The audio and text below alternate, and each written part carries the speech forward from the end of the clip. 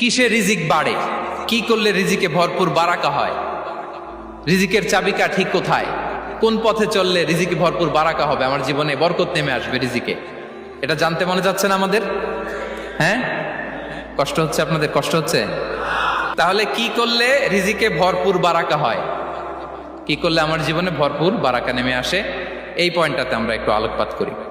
যেসব কাজ করলে আমাদের জীবনে রিজিকে আসমানি বারাকা নেমে আসবে, আমাদের রিজিকে আসমানি বারাকা নেমে আসুক, আমরা চাই কি চাই না? সবাই আমরা চাই নিশ্চয়ই। যে কাজ করলে রিজিকে আসমানি বারাকা আসে, এর এক নাম্বার হচ্ছে তাকওয়াল্লাহ, আল্লাহর ভয়।